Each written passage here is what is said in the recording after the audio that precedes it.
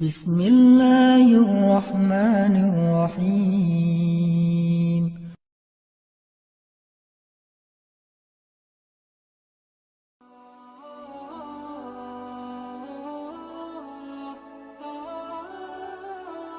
Assalamualaikum warahmatullahi wabarakatuh.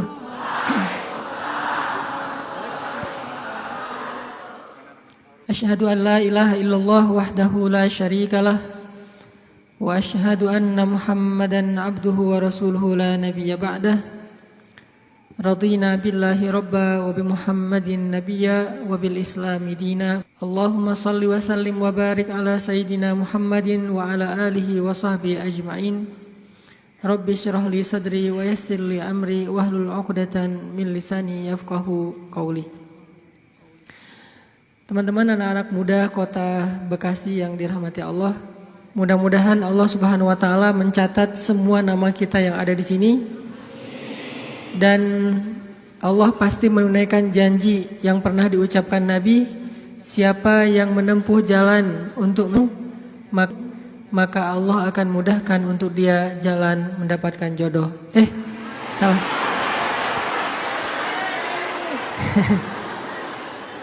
Kan jodoh mah salah satu surga ya, surga dunia. Jadi yang belum dapat jodoh hidupnya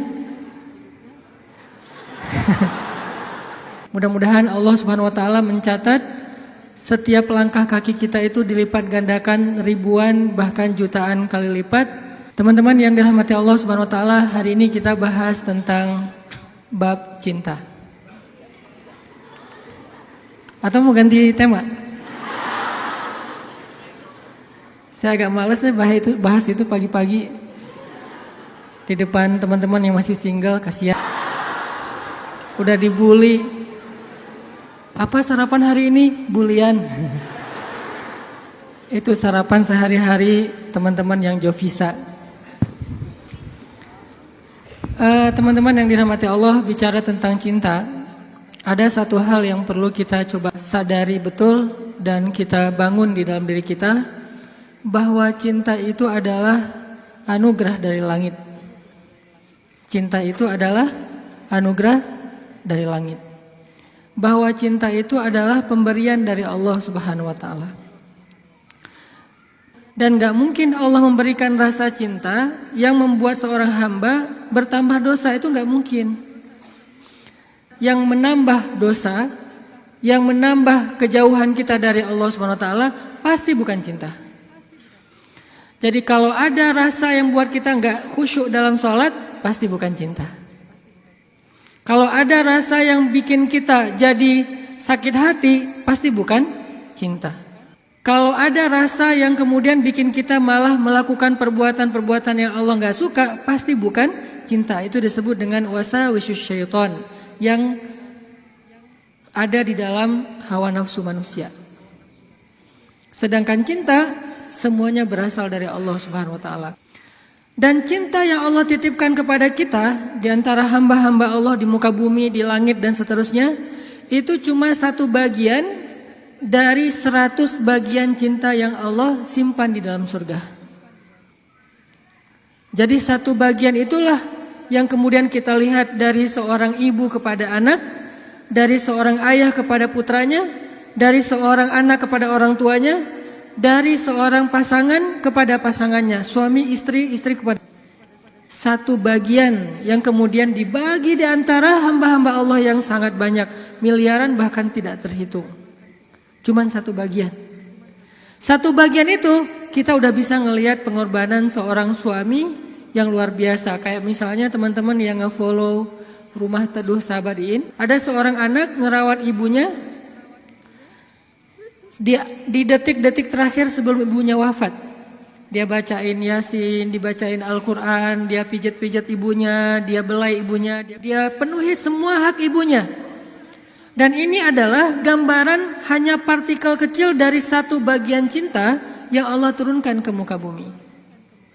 Ini hal yang perlu kita sadari dulu teman-teman, bahwa cinta itu asalnya dari langit. Kalau kita butuh cinta dari siapapun, cinta dari orang soleh, cinta dari ulama, cinta dari orang tua, cinta dari pasangan, cinta dari calon pasangan, cinta dari mantan yang pengen balikan, cinta dari mana aja lah. Carinya tuh bukan di bumi, carinya di langit. Makin rendah sujud kita, makin kita menggetarkan arasy di langit. Tapi kalau kita cari cinta dengan cara sering-sering posting, itu juga diedit semalaman, kita nggak bakalan dapat cinta. Kita dapatnya apa? Was-wasah, bukan cinta.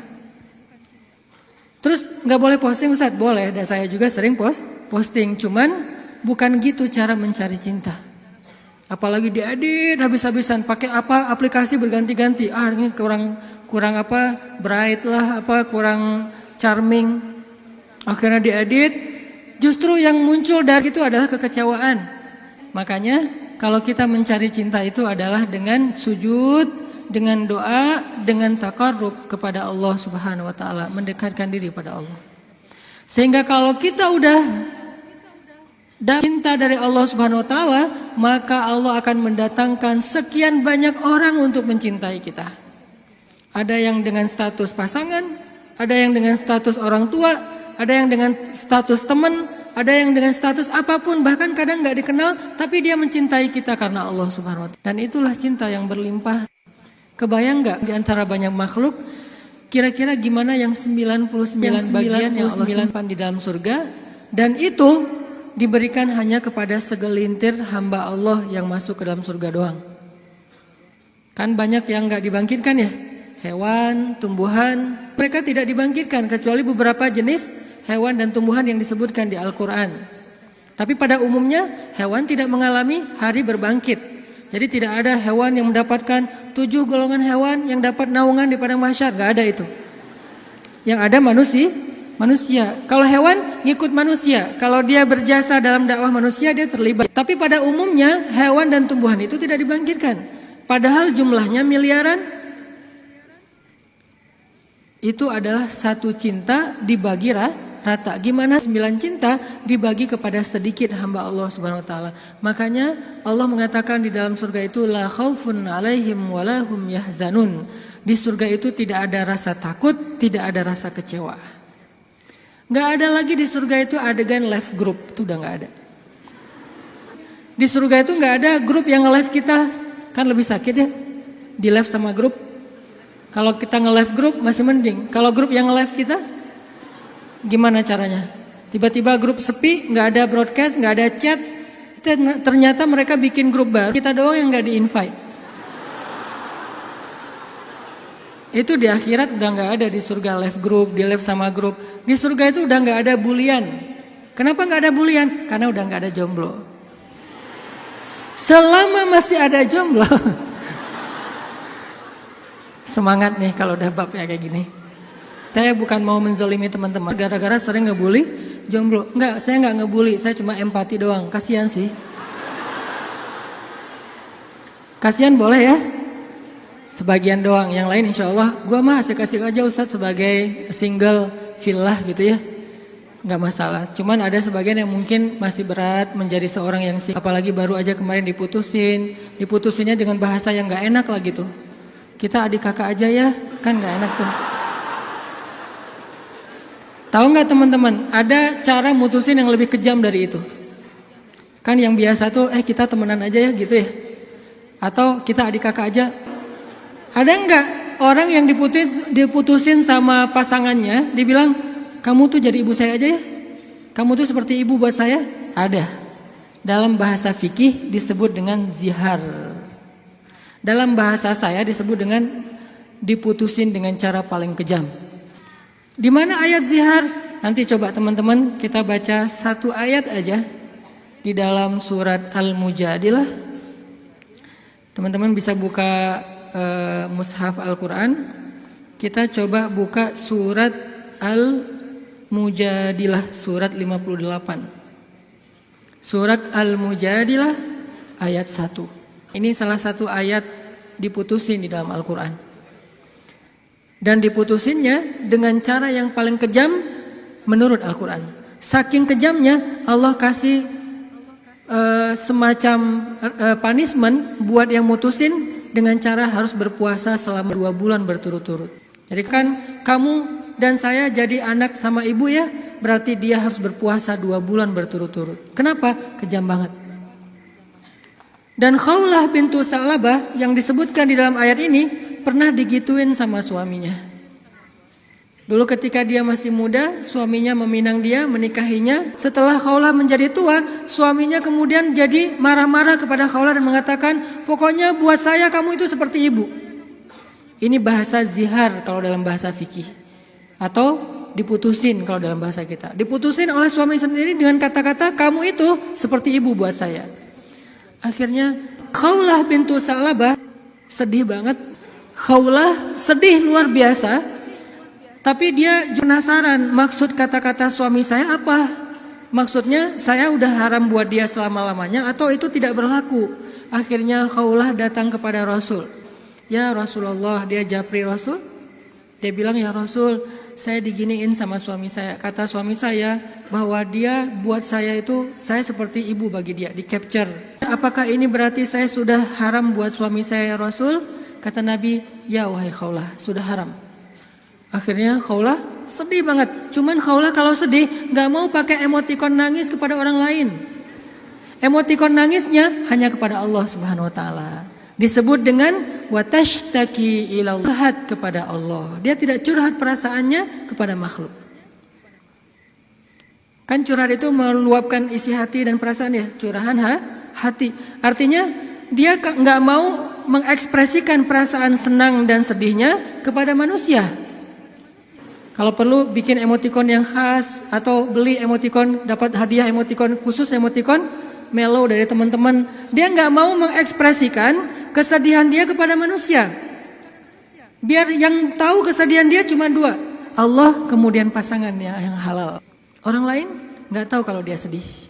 Orang lain gak tahu kalau dia sedang dalam keadaan terbeban. Gak ada yang tahu. Sampai ibunya aja gak tahu.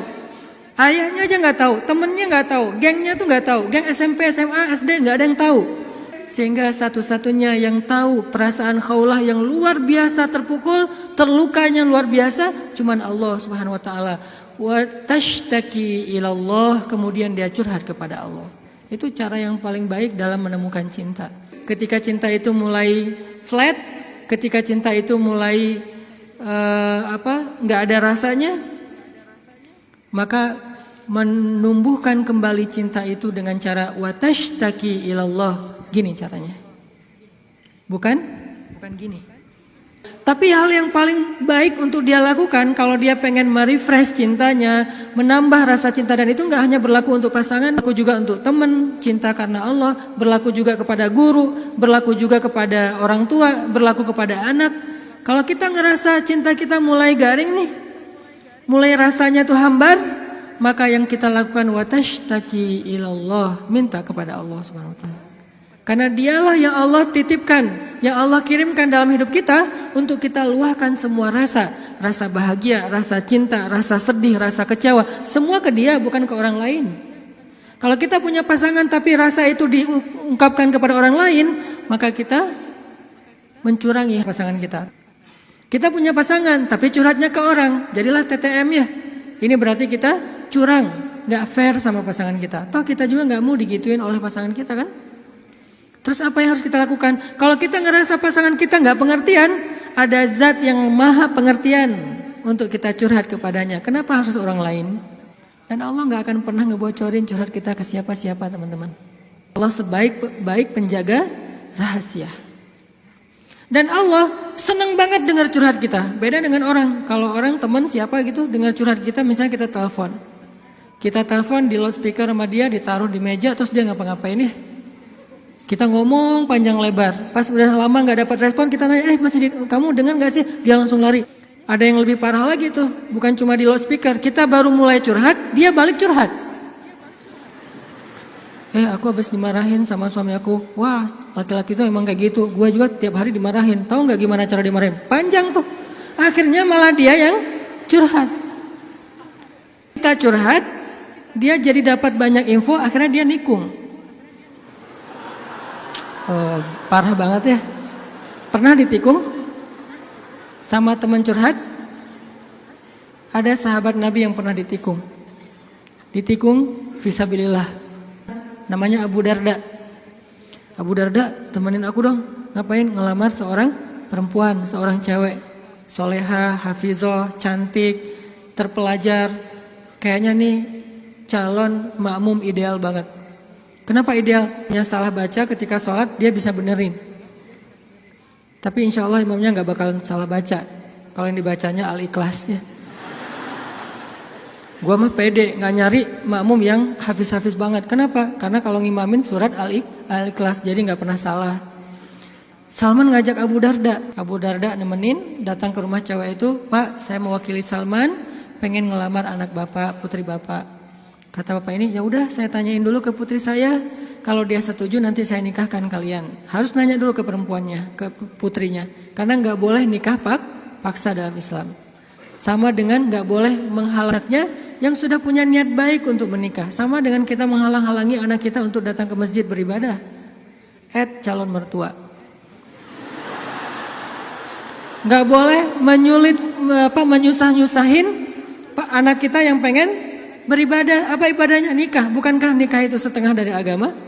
Selama itu kita perhatikan bukan sesuatu yang sangat beresiko, yang terlalu terburu-buru, ceroboh, maka biarkan mereka melihat kebesaran Allah Subhanahu wa taala di dalam rumah tangganya. Rumah tangga seperti usaha dibangun dari nol, tiba-tiba Allah kasih banyak kemudahan setelahnya. Udah selesai lamar, ditanya sama ayahnya kepada putrinya. Nak, gimana tuh ada satu orang cowok di depan ngelamar kamu? Yang mana? Itu yang Salman, yang orang Asia. Anaknya kemudian keluar ngintip. Ngintip bahasa kita stalking. Karena ada seorang perempuan dilamar, kemudian dia gak pede gitu. Dia bilang ke Rasulullah, ya Rasulullah, boleh gak kalau saya itu aib saya bahwa dia kepalanya ini rambutnya banyak yang sudah rontok karena penyakit. Kemudian dia bilang, boleh gak saya pakai rambut palsu atau saya tutup rambut saya dan saya gak kasih tahu ke siapa-siapa kalau rambut saya itu udah rontok. Kata Nabi, sampaikanlah. Jadi gak perlu diedit, gak perlu dibikin yang sekeren mungkin, tapi kemudian orangnya kecewa. Dia stalking. Oh, itu cowoknya. Kalau yang di sebelahnya itu Abu Darda. Ya sudah. Akhirnya si cewek menerima lamaran, tapi bukan untuk Salman, untuk Abu Darda. Datang bapak itu. Alhamdulillah saya udah bicara dengan anak saya. Oh, gimana Pak? Salman udah deg-degan gitu. Sabar ya Salman, ternyata anak saya belum berkenan untuk menikah dengan Salman. Oh nggak apa-apa Pak. Cuman anak saya ternyata ridho menikah. Oh apa-apa. Jadi nggak enak hati gitu kan. Aduh Salman, ini bukan saya loh yang minta, kan tadi kamu dengarkan saya ngomong apa. Kata Salman, udah biasa aja kali Abu Darda. Tapi saya nggak mau nikung kamu. Udah nggak apa-apa. Kan Allah menciptakan kita berpasang-pasangan. Masing-masing udah ada takdirnya. Akhirnya Abu Darda nggak enak banget. Si bapak juga terlalu vulgar. Harusnya kan biarin dulu mereka pulang di Japri ya. Abu Darda balik kan bisa ya. Abu Darda ditelepon gitu balik, mau ada yang diobrolin. Kenapa di depan Salman? Sehingga Salman jadi sedih. Enggak, ternyata mereka paham. Cinta mereka itu karena Allah Subhanahu wa taala. Kalau belum berjodoh berarti emang bukan itu cintanya. Dan mereka tidak akan memberikan hatinya karena hati itu satu-satunya organ di datu yang paling berharga. Dan dia enggak akan ngasih kecuali kepada orang yang sudah berakad. Saya terima nikahnya, dan kemudian dikatakan oleh saksi sah. Kecuali saksinya mantan, itu gak bakalan sah. Saya terima nikahnya. Gimana saksi? Belum. Oh ya, ulangi lagi. Udah 100 kali, belum aja. Kenapa? Saksi gak bisa move on. Yang lebih berat itu bukan saksinya yang mantan, KUA-nya yang mantan. Itu parah tuh. Ini kenapa ya persyaratan gak ada yang lengkap ya? Semuanya persyaratan kurang aja gara-gara KUA-nya adalah mantan. Nauzubillah lah ya. Kan pernah viral tuh di Instagram yang seseorang ngelakuin kriminal kemudian disidang. Kebayang gak sih pas lagi disidang gitu ternyata ketua majelis hakimnya itu mantan kita. Wah, jadi kamu setelah putus dari aku jadi gini? Iya, aku gak bisa hidup lagi tanpa kamu. Ya udah apa? Kamu saya vonis menikah dengan saya. Gak penting juga. Nah akhirnya kita balik lagi ke cerita Khawlah. Khawlah curhat kepada Allah. Ketika ada masalah, Khawlah bilang, ya Rabbi ilahi, Dia curhat, dia nangis, dia habis-habisan hanya di hadapan Allah saja. Ketika di hadapan manusia, dia nggak mau menunjukin dirinya lelah di hadapan manusia. Dia nggak mau menunjukin dirinya fragile di depan manusia. Dia hanya menunjukkan kelemahan dirinya di hadapan Allah. Allah, Ilahi, saya fakir sedangkan Engkau maha kaya. Saya lemah sedangkan Engkau maha perkasa. Saya bodoh sedangkan Engkau maha bijaksana. Saya bingung sedangkan Engkau maha tahu segala-galanya. Kita tunjukkan semua kelemahan kita, curhatnya kepada Allah, jangan kepada makhluk. Dan Allah senang banget dengar curhat hambanya. Apa nama Allah yang maha mendengar? Sami'un. Allah itu gak pernah lelah mendengar curhat, doa, dan semua isi hati hamba-hambanya ketika mereka berbicara kepada Allah. Ya Allah, ya Allah. Setiap hari kita berdoa kepada Allah dengan doa yang sama, Allah gak pernah bosan. Makanya Allah As-Sami' yang maha mendengar. Makin panjang curhat kita, Allah makin sayang sama kita. Beda kan sama orang, makin panjang curhat kita, makin ditandain besok-besok kalau kita telepon gak akan diangkat lagi. Pura-pura sibuk lah, terus kalau kita WA, japri gitu gak dibaca-baca, pura-pura tadi tinggalan handphonenya apa segala macam. Karena gitu kita mau curhat, bukannya Allah mendengar doang, malah Allah mendatangi kita. Wa idza salaka ibadi anni, kalau hambaku bertanya kepadamu, di mana Allah? Saya pengen curhat. Wa idza salaka ibadi anni fa inni qarib. Aku dekat. Artinya ketika kita pengen curhat, Allah mendatangi kita. Kadang-kadang kita nggak pengen curhat aja, Allah mendatangi kita karena pengen dicurhatin. Kan baik banget Allah tuh. Padahal kan yang butuh kita ke Allah, bukan Allah butuh kita. Tapi karena saking pemurahnya Allah, dari arasnya turun ke langit dunia. Setelah turun ke langit dunia, Allah bertanya, hal min dhi hajah, ada enggak hamba-hambaku yang butuh pertolongan? Allah manggil-manggil kita tuh di langit dunia tuh. Allah manggil-manggil kita, kita tidur. Ilfil enggak Allah? Besok datang lagi. Hal min dhi hajah, ada enggak hamba-hambaku yang butuh pertolongan? Masih tidur. Ilfil? Enggak, besok datang lagi. Dan itu berlaku dari sejak Allah menciptakan manusia sampai hari kiamat. Enggak pernah Allah ilfil sama kita. Inilah tempat curhat yang paling baik. Hanya ada dua. Satu kepada Allah, kedua kepada pasangan. Kalau tidak ada pasangan, bolehlah sesekali kepada orang tua. Tapi kadang-kadang harus dibatasi juga. Karena ada hal-hal yang kalau kita sampaikan kepada orang tua, pasangan kita gak ridho. Ketika kita ngomongin ke ibu kita, mungkin pasangan kita menjadi malu karenanya. Masalah nafkah mungkin. Kan itu harga diri suami banget ya. Kalau seorang istri kemudian curhat ke ibunya, ya AA ngasihnya kurang terus setiap bulan. Kan dia jadi malu nih. Ada hal-hal yang suaminya akan malu dan gak rela. Terus kepada siapa yang insya Allah suami kita gak malu? Kepada Allah. Ya Allah, suami saya ngasih nafkah kurang terus udah berapa bulan? Saya sih berharap gak usah banyak-banyak ya Allah, 30 juta aja sebulan. Ini masih kurang 29 juta, kurang sejuta curhat ya. Karena suami kita juga curhatnya ke Allah. Ya Allah, saya pengen nambahin nafkah buat istri saya. Ya Allah, ya Allah, ya Allah. Dua-duanya curhat nih. Kalau perlu curhatnya sambil pegangan tangan, kan seru tuh. Coba kalau masih sendiri, pegangan tangan siapa? Gini-gini. Mana ya tangan? Kalau sholat tahajud berdua sama sendiri.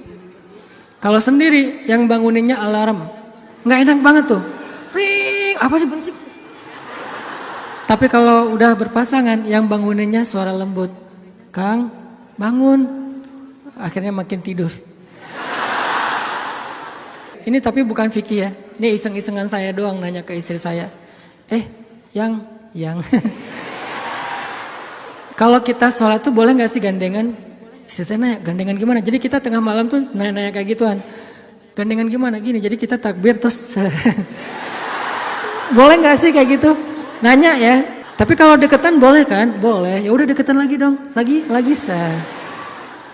Bisa gak ngomong kayak gitu ke teman kos-kosan? Deket lagi dong. Bahaya. Makanya teman-teman curhat sama Allah SWT. Analogi dan contoh kasusnya mungkin masalah cinta dengan pasangan ya. Tapi moral of the story-nya itu bisa kita pakai dalam apa aja. Karena kita punya masalah bukan cuma dengan pasangan, bukan cuma dengan teman, tapi kita punya masalah dalam pekerjaan, dalam apa aja. Pokoknya mau curhat ke langit. Karena Allah selalu menunggu kita curhat. Yang di seluruh bumi juga makhluk-makhluk Allah selain jin dan manusia, setiap hari berdoa kepada Allah. Masa kita nggak mau berdoa? Kulla yaumin huwa fi sya'n wa la ya'uduhu hifdzuhuma. Curhat sama Allah. Akhirnya Khawlah udah selesai datang ke Nabi. Kalau bahasa kita kayak ngejapri ke Nabi gitu. Nabi bilang, kamu sama suami kamu sudah haram selama-lamanya. Karena zihar itu adalah tradisi Arab jahiliyah. Kamu buat saya seperti ibu. Itu tradisi Arab jahiliyah. Yang gak baik banget. Sangat-sangat tidak adil kepada perempuan. Jadi ini salah satu ayat bukti bahwa Al-Quran itu benar-benar turun untuk mengangkat kehormatan perempuan. Karena tradisi Arab jahiliyah, kalau dia udah mulai bosan sama istrinya, langsung dia ceraikan seumur hidup. Kenapa seumur hidup? Biar nggak dapat waris, biar nggak ada tanggung jawab apa-apa, nafkah segala macam. Kan curang banget kan? Dinikahi ketika muda, pas udah tua diceraikan tanpa ada harapan warisan dan nafkah lagi selama-lamanya. Ternyata Khawlah nggak berhenti dengan bertanya kepada Nabi doang, dia minta kepada Allah. Tadinya nggak ada loh fikih zihar di dalam Islam tuh nggak ada. Nggak ada syariat hukum tentang bab zihar di dalam Islam. Baru ada setelah Khawlah curhat. Jadi bisa dibilang beberapa syariat Islam itu muncul hasil dari curhat-curhat para hamba. Apa arti Al-Mujadilah? Perempuan yang sedang curhat. Ini surat curhat di dalam Al-Quran. Akhirnya turun ayat, Allah sudah mendengar pembicaraan kalian berdua. Allah tahu banget isi japri-japrian kalian. Kemudian Allah mengatakan zihar itu adalah dosa besar. Dan orang yang melakukan zihar tidak berlaku untuk istrinya. Tapi dia wajib menebus dosa itu dengan cara berpuasa 2 bulan berturut-turut. Suami dari Khawlah orang yang sudah sangat tua. Nabi panggil dia ke sini. Akhirnya sahabat nyari-nyari dia, dipanggil ke rumah Nabi. Kemudian Nabi mengatakan, sudah turun ayat tentang masalah kamu dengan Khawlah. Allah nggak redho dengan apa yang kamu lakukan kepada Khawlah. Akhirnya dia dimarahin sama Nabi. Kemudian Nabi mengatakan, ya Rasulullah, saya sadar, saya insaf, saya taubat. Terus gimana menebusnya ya Rasul? Kata Nabi, berpuasalah 2 bulan berturut-turut. Dia bingung. Rasul, saya ini laki-laki yang sudah tua. Jangankan 2 bulan berturut-turut, sehari aja batal. Gak boleh batal sehari aja gak boleh. Kalau batal sehari gak bisa besok dilanjutkan, gak bisa. Langsung mulai dari nol. Ya Rasul, saya puasa sehari aja gak kuat, gimana 2 bulan? Rasul mengelus dada kemudian mengatakan, ya udah kalau gitu beri makan 60 orang miskin. Ya Rasul, gak ada orang yang lebih miskin di daerah sini daripada saya. Akhirnya Nabi ngambil beberapa karung korma, dikasih ke dia, ngasih makan ini untuk keluargamu. Ini juga menjadi dalil gimana Islam itu agama yang sangat-sangat toleran. Allah pengen memudahkan kalian. Allah nggak pengen menyusahkan kalian. Semua syariat Islam itu adalah memudahkan kita. Nggak ada yang menyusahkan kita. Semua syariat Islam itu gampang, simple, mudah, nggak ada yang susah. Salah satunya adalah menikah. Itu mudah banget. Mana Ustadz? Buktinya masih banyak yang masih single. Berarti bukan Allah yang menyusahkan pernikahan, calon mertua tuh. Nah Allah mah memudahkan kan ya. Bayangin pernikahan itu kan simple ya. Akad nikah sederhana kan. Yang cuman saya nikahkan putri saya terima putri bapak dengan mahar sekian dibayar tunai, sah. Akhirnya berubahlah status, berduaan apalagi dan seterusnya apalagi dosa aja isinya. Sekarang berubah, memandang aja berpahala. Apalagi ya, memandang aja berpahala. Kebayang gak tuh? Memandang pasangan itu sama kayak memandang Ka'bah. Duduk sambil ngeliatin Ka'bah itu pahalanya kayak 2 rakaat sholat loh. Sholat mutlak. Berarti memandang istri yang lagi rempong sama dengan 2 rakaat sholat mutlak. Baru memandang gimana menyentuh, gimana mengecup keningnya, gimana memeluknya, gimana dan gimana. Ibadah sholat mudah banget, nggak bisa berdiri, duduk, nggak bisa duduk, berbaring, nggak bisa sholat tepat waktu, dijamak, nggak bisa menjamak, dikosor, dikodok. Kenapa dikodok? Soalnya ketiduran. Yang penting jangan istiqomah. Masa mengkodok istiqomah ya? Jam 9 pagi, sholat apa itu? Kodok subuh. Sekalian dijamak dengan duha. Istiqomah udah setahun kayak gitu. Nah ini. Kayak misalnya kita pulang malam, belum isya nih. Tadi pas isya, pas lagi di jalan macet-macetan, sampai di rumah capek banget, mandi segala macam, makan, akhirnya ketiduran. Lupa kalau kita belum salat isya, bangun-bangun subuh, oh iya ya semalam saya belum isya. Gak apa-apa, lakukan ketika kita ingat. Karena itu lupa atau gak sadar atau gak tahu ilmunya. Balik lagi, akhirnya Allah turunkan ayat untuk ngebela Khawlah bintu Sa'labah. Kenapa? Curhat kepada Allah. Jadi butuh cinta, butuh ditambahkan rasa cinta, butuh diharmoniskan perasaan cintanya, minta kepada Allah karena cinta itu dari Allah Subhanahu wa taala, bukan dari makhluk. Hati kita itu ada di antara jemarinya Allah, ada di dalam genggamannya Allah. Kadang-kadang kita sendiri nggak berkuasa untuk nolak apa yang diinginkan oleh hati kita sendiri loh. Dan saya ngebuktiin banget, saya sering bilang saya itu bukan tipe istri saya banget. Ada 4 hal yang istri saya nggak mau, 4-4-nya ada di saya. Ketika sebelum ketemu saya, pokoknya saya nggak mau ini. Aduh, nggak mau banget deh, nggak banget deh. Makanya jangan gampang nyumpahin ya. Nanti malah dikasih seperti yang kita sebutin. 4 hal yang saya nggak pengen banget ada suami saya yang 4 ini. Ternyata pada diri saya ada 4-4-nya. Ya Allah, tundukkanlah hatinya untukku, ditundukkan. Kok saya nggak bisa nolak kamu? Ya. Kuat-kuatan doa kan? Dia berdoa, ya Allah please jangan orang itu. Ya Allah please yang dia. Kuat-kuatan doa. Ya Allah jangan orang itu please, jangan orang itu. Ya Allah please dia aja, jangan yang lain. Ustadz dilawan ya. Doa. Jadi minta sama Allah itu gampang banget loh. Hidup kita tuh masalahnya cuma gini doang. Buat saya hidup saya itu modalnya bukan duit, bukan teman, walaupun itu semuanya penting dan berharga, tapi modal paling penting dalam hidup saya itu ini. Makanya saya nggak mau sama sekali menggadaikan doa dengan makanan yang syubhat dan haram, nggak mau saya. Misalnya jalan ke luar negeri kayak kemarin New Zealand, Jepang yang muslimnya minoritas kan susah nyari makanan halal tuh. Mending lapar daripada saya akhirnya mencari-cari alasan, ini kan darurat kan udah nggak ada pilihan segala macam. Ini kan makannya ikan, tapi kan satu minyak dengan makanan yang nggak halal. KFC kalau di luar negeri itu halal. Mungkin kalau di Singapura McD KFC-nya udah ada label halal. Tapi kalau di beberapa negara yang lain nggak ada label halal. Walaupun ayam kan bukan babi Ustaz, bukan pork.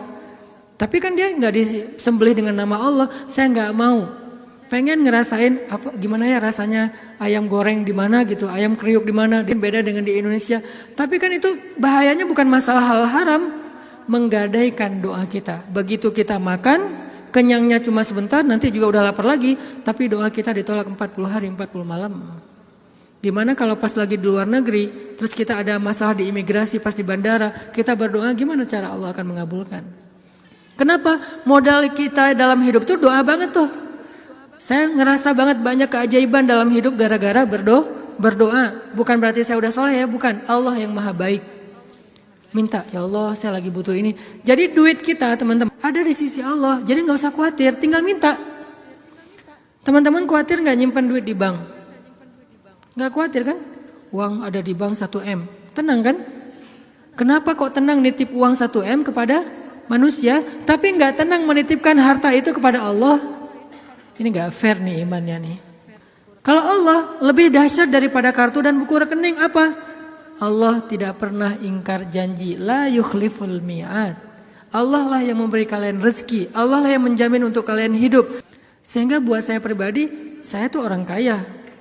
Uangnya di mana Ustaz? Di Allah. Saya tuh orang kaya, punya banyak aset. Mana asetnya? Allah yang tahu. Saya nggak tahu, tapi Allah tahu. Kan gitu kan, sederhana sebetulnya, gampang banget. Duit ada di Allah. Sama kayak orang bilang, saya banyak duit, alhamdulillah sekarang ada beberapa ratus juta. Di mana? Di bank. Aman? Enggak. Walaupun kita merasa nyaman, tapi enggak aman. Kalau di Allah, kita enggak merasa nyaman, padahal itu yang paling aman. Tapi kan enggak ada wujudnya Ustaz. Emang di bank ada wujudnya? Tapi kan enggak ada bukti apa-apa segala macam. Apakah Allah pernah ingkar janji? Enggak pernah.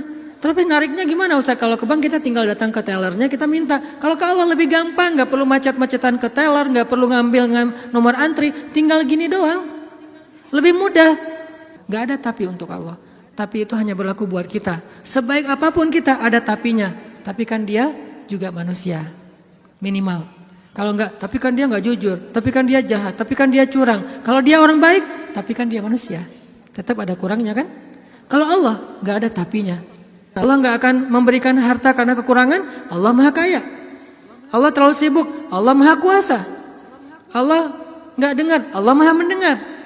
Allah misalnya nggak melihat. Allah Maha menyaksikan. Apa sih yang kita persoalkan dari Allah? Tinggal gini doang.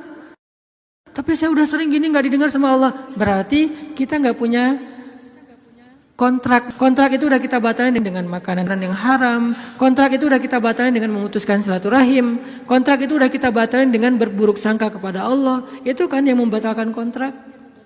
Begitu kita berburuk sangka kepada Allah, apa sih maunya Allah nih? Ya Allah, please tolong saya dong. Tapi ngomongnya apa sih maunya? Allah, batal kontraknya. Harusnya kita mengatakan, ya Allah, bantu saya ya Allah. Saya yakin tidak ada sesuatu yang sia-sia dari takdirmu. Kita berbaik sangka kepada Allah, maka Allah pasti akan menunaikan janji. Wa aufu bi ahdi, ufi bi ahdikum. Tunaikan janji kalian kepada aku tunaikan janji aku kepada kalian. Modal itu doa banget, teman-teman. Doa banget. Cinta, mau dapat sahabat, mau dapat pasangan, mau dapat kasih sayang orang tua, mau dapat doa dari orang-orang soleh, mau dapat rezeki yang berkah, mau dapat terutama cinta dari Allah. Caranya adalah menengadahlah ke langit, bukan ke bumi. Sujudlah di bumi, lalu memintalah ke langit. Maka Allah Subhanahu Wa Taala akan melimpahi kita dengan rasa. Tinggal kita yakin aja sama Allah. Masalah yakin inilah yang membuat kita kadang-kadang jadi harus menunggu keajaiban dari Allah tergantung tingkat keraguan. Makin besar ragu kita, makin lama kita menunggu datangnya pertolongan Allah. Makin kuat keyakinan kita, makin cepat datangnya pertolongan Allah. Orangnya soleh banget, imannya pasti kuat tuh. Tapi dia belum ditolong aja sama Allah. Nah, berarti kita belum paham cara Allah menolong kita. Allah nolong kita itu dengan dua cara, teman-teman. Pertama, pertolongan UGD. Apa yang dilakukan Allah? Allah akan menolong hati kita terlebih dahulu. Bukan masalah kita diangkat, hatinya yang dikuatkan. Itu pertolongan Allah. Tapi diuji oleh Allah dengan sakit, dengan kemiskinan. Kok Allah gak mendengar doa dia? Enggak, Allah mendengar doa dia. Terus apa bukti pertolongan Allah? Allah gak langsung ngasih dia duit, sembuh dan segala macam. Bukan, Allah kuatkan hatinya. Sehingga kita gak habis pikir, kok dia bisa bertahan ya dengan kondisi kayak gitu. Kok dia tetap bisa bahagia ya dengan keluarganya dalam kondisi kayak gitu. Ibu di rumah Teduh Sahabadiin itu, ibu ini pasien kanker apa gitu. Beliau udah parah banget dan dirawat sendiri di rumah sakit, gak ada yang jagain. Kenapa? Karena suaminya lumpuh. Kebayang gak tuh ujian rumah tangga? Anaknya masih kecil-kecil. Salah satu anaknya tuh SMA ngurus ayahnya. Sementara suaminya lumpuh udah gak bisa ngapa-ngapain, maaf. Buang air kecil, air besar di tempat tidur, semuanya di tempat tidur, gak berdaya. Istrinya kanker stadium lanjut, dirawat di rumah sakit Hasan Sadikin, tapi gak dapat kamar sehingga harus bolak-balik. Kalau bolak-balik ke rumah jauh, akhirnya tinggal di rumah Teduh. Cuman yang pertanyaan istri saya agak heran, udah berapa lama suaminya lumpuh? Udah 3 tahun. Istri saya ngelihat anaknya baru 1 tahun. Loh, anaknya baru 1 tahun ya? Iya. Suami udah lumpuh 3 tahun. Terus gimana caranya? Maksudnya masih bisa dikasih keturunan, yang penting jangan dibayangin aja. Gak boleh ngebayangin. Kita hanya ngebahas hikmah. Kok bisa ya? Masya Allah luar biasa ya. Allah masih tetap ngasih kebahagiaan kepada mereka. Anak bayi sebagai hiburan buat mereka. Kalau suaminya lagi kangen anaknya dibawa ke rumah. Kalau istrinya lagi kangen dibawa ke rumah sakit. Ganti-gantian penyejuk hati mereka. Allah pengen menguatkan hati mereka dengan sakitnya lewat seorang bayi. Itu cara Allah menolong kita, teman-teman, sebelum diangkat masalah kita. Sehingga jangan salah paham, kalau ada orang soleh, miskin. Kalau ada orang soleh, sakit. Kalau ada orang soleh, kena musibah terus. Mungkin Allah tidak langsung menyelesaikan masalah dia, tetapi Allah lebih suka untuk menjaga hati dia, karena dengan cara kayak gitu Allah akan terus dekat dengan dia. Kadang kalau kita diselesaikan masalahnya oleh Allah, tiba-tiba jadi jauh kan? Ya Allah tolong saya tahajud 1 juz 1 malam. Luar biasa tuh kalau lagi ada masalah. Satu masalah selesai, gak usah tahajud. Sholat aja dijamak lagi tuh tadi. Maghrib dijamak dengan isya, zuhur dijamak dengan asar, subuh dijamak dengan duha. Jadi sehari menjamak 3 kali sholat. Kenapa? Udah gak ngerasa butuh sama Allah. Allah tahu itu. Makanya ini kayaknya hambaku nih kalau aku tolong nanti jauh lagi. Sementara aku kangen. Kan tetap happy, tetap bahagia. Yang gak bahagia itu orang yang lihat. Yang justru nggak tega itu yang ngelihat, yang ngerasain biasa-biasa aja. Saya kadang-kadang nggak habis pikir dengan beberapa orang teman saya soleh banget, hidupnya tuh susah banget, kerjaannya nggak jelas, penghasilannya nggak seberapa, anaknya banyak dan sering nunggak gitu di sekolah teh. Tapi saya lihat keluarganya, anak-anaknya senyum-senyum semuanya, pada hafal Al-Quran, suami istri akur segala macam. Kok mereka bisa bahagia dengan modal hidup yang cuma segitu, sementara ada keluarga lain yang modal hidupnya berlimpah tapi nggak bahagia. Karena yang ini ditolong hatinya, yang itu tidak ditolong hatinya. Minta aja sama Allah, apapun masalah kita.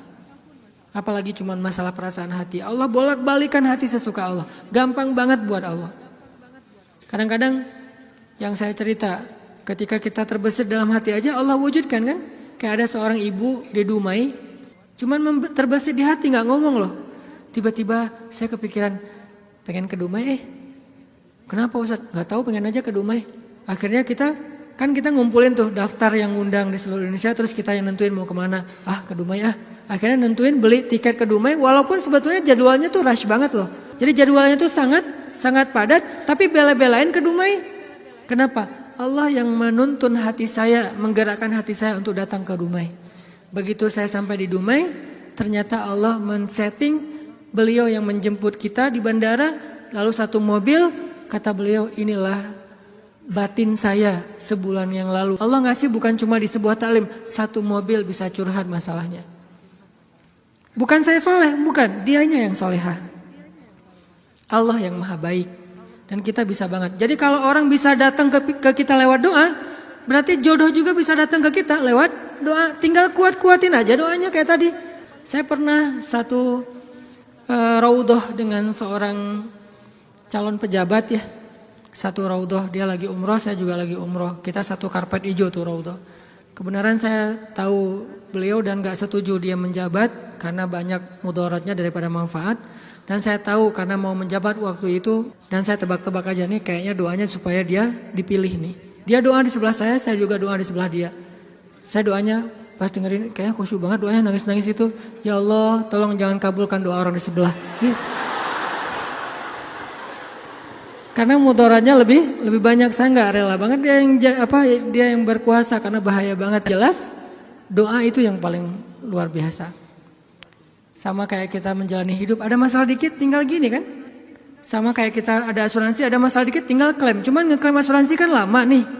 Kita harus bayar 200.000 dulu, kita harus ada prosesnya dulu. Kalau ke Allah, kenapa kita ngeluh? Kok lama banget ya Allah, kok lama banget? Enggak, kalau kita yakin akad kita dengan Allah di sini. Makin kuat di sini, makin cepat Allah menolong kita. Dan itu ajaib banget. Saya nolak kalau misalnya Allah mau mendatangkan sesuatu dalam hidup saya, gimana pun ditolak tetap akan datang. Tetap akan ketemu. Alam yajidka yatiman fa'awa wa wajadaka dhallan fahada wa wajadaka ailan fa'aghna. Itu yang jadi modal kita. Bukankah dulu kita pernah ngalamin masa-masa sendiri kemudian Allah beri kita keluarga?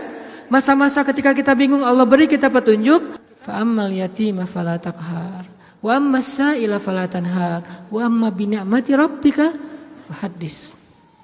Apa maksud wa amma bi ni'mati rabbika fahaddis? Nikmat Tuhanmu itu dibicarakan. Maksudnya apa? Untuk membuat kita makin yakin sama Allah. Ya, dulu kan Allah pernah nolong kita. Dulu kita pernah lapar, Allah yang beri kita makan. Dulu kita pernah bingung di sebuah kota mau kemana, Allah kasih kita tempat tinggal. Dulu kita pernah bingung sendiri, Allah kesepian sendiri, Allah kasih kita keluarga. Itu yang dibahas untuk tajdidul iman, memperkuat iman kita kepada Allah Subhanahu wa taala. Jadi kesimpulannya teman-teman, bahwa kita butuh apa aja mintalah sama Allah, termasuk cinta. Jangan begging kepada manusia, karena itu akan menjatuhkan harga diri kita. Kalau mau begging, mengemislah kepada Allah Subhanahu wa taala. Makin kita mengemis kepada Allah, makin Allah angkat derajat kita. Makin mengemis makin mulia. Kalau ke manusia makin mengemis makin hina. Mudah-mudahan ini menjadi booster buat kita, bukan hanya dalam masalah pernikahan, tapi juga dalam semua masalah hidup kita. Dan la tahzan, innallaha ma'ana. Gak usah khawatir, jangan sedih, jangan putus asa. Allah itu selalu bersama kita. Kenapa kita tidak mengandalkan ini dalam hidup kita? Wassalamualaikum warahmatullahi wabarakatuh.